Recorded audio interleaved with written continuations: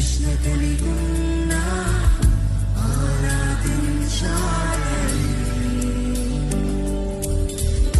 ఆత్మతో సత్యముతో నా పూర్ణ హృదయముతో నిన్ను ఘనపరచాలని